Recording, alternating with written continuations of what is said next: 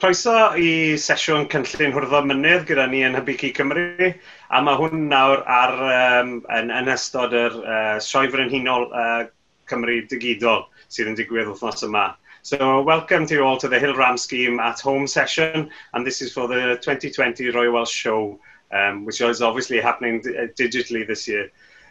So what we're going to do is take a bit of time explaining the project, what the project outcomes is, and we've also got Rhidian Glyn with us on this call, and also Janet Roden, and both are heavily involved in the project. Rhidian Glyn is one of our leader flocks, and Janet Roden is an industry renowned geneticist who's supporting the project with the information. So first of all, to give you a bit of an outline of what the project is, the Hill Ram Scheme is part of the Red Meat Development Programme, which is a 5-year programme which is looking to support beef and sheep farmers in Wales through various kind of performance indicators and performance-driven projects. And for the Hill Ram Scheme itself, we are looking to support and encourage more hill farmers to have confidence and information on performance recording. And also, as part of the scheme, we're going to be evaluating and looking at the cost effectiveness of new technologies and how they can support the industry moving forward. So the project itself started back in 2018, and we're now going into the 3rd year of the project. And one of the first things we did was to get 7 leader flocks involved in the project. And this is where Rhidian Glyn on his farm in Trew Gravel in Machynlleth comes in. And Rhidian came in 2018, and he farms in Machynlleth, Mid Wales, on a hill farm. And Rhidian won an award back in 2018 for a new entrant into the industry, and we're very fortunate to have Rhidian and other farmers as part of the leader flock then. And what we try to do is pick geographically different type of farms and farming systems so that we can evaluate the technology on different farming systems. Also, as we said, we've got Dr. Janet Roden on the call. Janet's got more than 30 years experience in developing and applying genetic improvement into sheep and cattle strategies. Throughout her career, she's been involved in research and development projects, providing strategic guidance for the sheep industry. And as part of this scheme, then Janet is providing valued technical genetic support then, and helping our farmers to pick out the areas within the flock that could be made improvements, and also what are the key constraints to kind of move in the performance forward then. So without further ado, and to start the discussion, let's have a bit of a discussion about how the scheme's gone so far. So Rhidian, first and foremost, come to yourself, if that's okay. I would just want to, the first thing that springs to mind, why did you decide to take part in a project like the Hill Ram Scheme? Yeah, we've got a hill farm here, which we keep about 850 ewes, and then I was really just looking to improve the performance of them, so to have them more efficient, so not really to increase the ewe size, to keep that at the 60-65 kilo weight that they're on, but to improve how much lambs they reared and the weight of the lambs that we're selling also. So the key aim to start off with was improving the flock performance, but and the key question I think everybody's asking, how have you found the experience so far? So you've done 2 lambing seasons now as part of the Hill Ram Scheme. How have you found it? Yeah, it's been fine. So initially we tissue sampled all the ewes and the rams that were in the project. So although we've got 800 whatever ewes, we only put 300 of the best, or what I thought were the best ewes in, which had the Welsh rams, and then we lambed them obviously, and recorded any difficult births or any mismotherings and things like that. And then the first thing we had to do with the project then was to sample the lambs then, and the lambs are linked through DNA technology to their parents, so we know what the parents of the individual lambs are. and then we 8-week weigh the lambs at 8-week-old average, and then again at after they're weaned, we muscle scan them to see the depth of the fat and the depth of the muscle on the giglet, and also weigh them then as well. So yeah, it hasn't been not much labour or extra labour has gone into the project. Good, good. Janet, just Rhidian's mentioned there some of his goals and aims as being part of the project. I just wondered, you've got an oversight of what everybody's aims and genetic improvement criteria would be through this. What has been the most common goal of farmers joining the scheme? Because up to now we've got 27 farms on board, looking to get another 20 now this year. So I was just wondering, what has been the most common goal? I think most of them, their goal is to actually improve productivity in their own flocks. They've got good ewe flocks that are adapted to their farms, but they want to improve that productivity. And then there are some that are already selling rams that want to be able to sell rams with performance figures to help the customers pick out the best rams for their system. And there are a few others that aren't currently selling rams but can see an opportunity of doing that. But the driving force would be improving their own flocks, really. Yeah, I mean, one of the concerns that's always been within the industry, particularly within the hill flock when it comes to genetic improvement, is that it will impact or have a negative influence on the kind of breed type or the physical traditional appearances and traits that are there. So, Rhidian, when you joined, first of all, was that a concern? I think it was.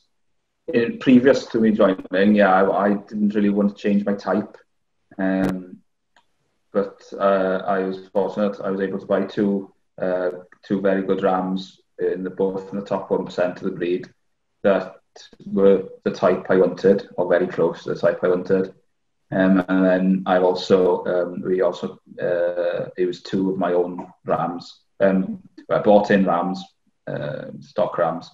And I've been amazed by some of the figures that those have given me as well. There are some high index lambs out of those as well.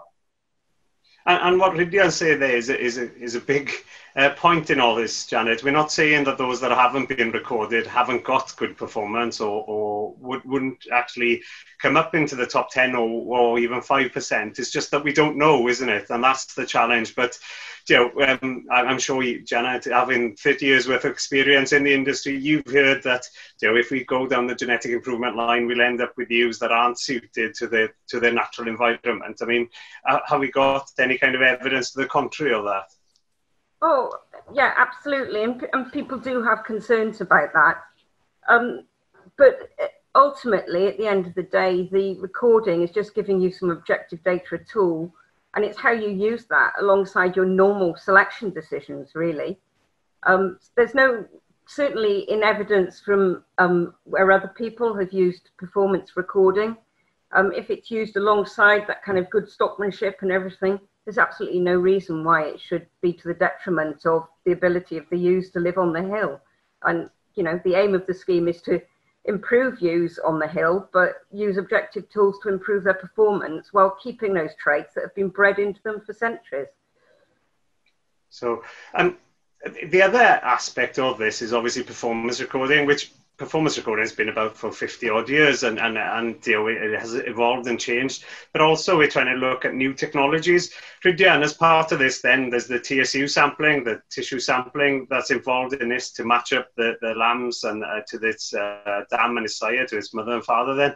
So how have you found that process? Has that added a lot of labour or time into the process? No, not really. When the lambs come in for the first time, so for their first drench and you're notching and all that kind of thing, we tag them and take a tissue sample then. So we put the lambs through a chute. So yes, I have quite a bit of staff, so there's probably 4 of us, but we do all the lambs in a day, and that job's done. So yeah, there wasn't much more time. And then same with weighing. I was getting them in for the second drench, and then we weighed them at the same time.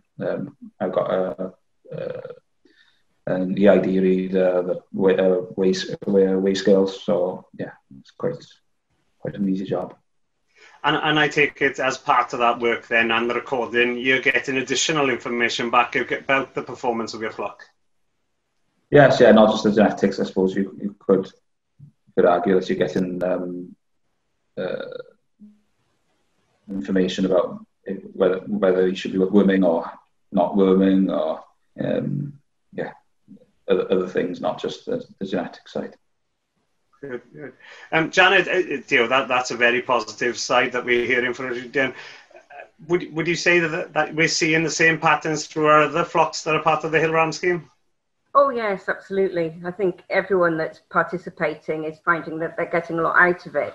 They're getting a lot out of just measuring their stock, finding out exactly what's happening on farm, and through all the other activities that are associated with the scheme as well, the meetings, etc. So I think it's been a positive experience that I've heard of from everyone.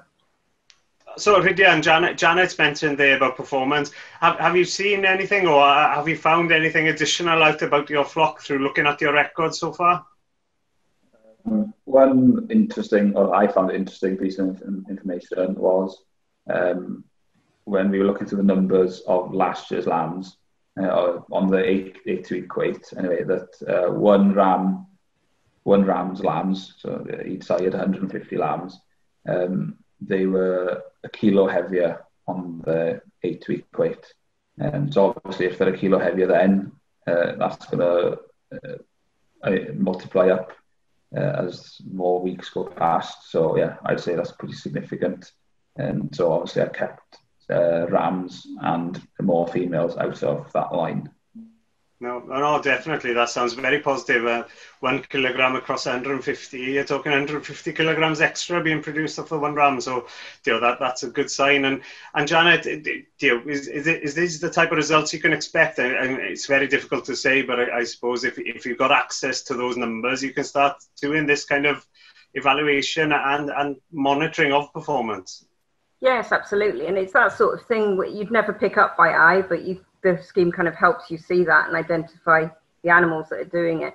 But we're seeing that sort of effect across a lot of the flocks, and we've seen quite a big difference across all the flocks in terms of the performance of lambs from recorded rams versus non-recorded rams as well, which has been very positive. And now we're coming up to kind of, it's now the Royal Welsh time. So in a month or so, we'll start thinking about our rams for the next breeding season then. So I'll come to you both and ask you any advice when it comes to picking rams that are required for the flock now in the next month or so. Janet, we'll come to you first. I always think that when you're selecting stock rams or something to use, if you've got the figures on them to do it, which is always a help, but you should maybe get a long list based on the figures and cut out things that you definitely wouldn't on the basis of their figures, but then go and look at the sheep and select from your long list, then use your traditional stock judging skills to decide which ones you're going to use from that long list. Then you're getting both the type you want and the performance. And Rhidian, that's very good advice from Janet. Would you add anything, dear? What have you learned from the Hill Ram scheme that kind of would support you or help you when you go in and looking for rams for your flock? I think it's about the individual animal, but it's also about the breeder and the flock that you're buying from as a whole. If you know they've got good performance and they are from a similar farm to you or a similar farming system to you, you know those rams should do on your farm. And so as well as obviously the index and the type that you want. Obviously, COVID-19 has affected everybody in society and as well the industry. But moving forward now, obviously we're looking at ram sales now in the autumn. How has COVID affected yourselves and your kind of marketing patterns that you're hoping for your rams? I'll be selling my first consignment of signet recorded rams this year. So they'll be entered into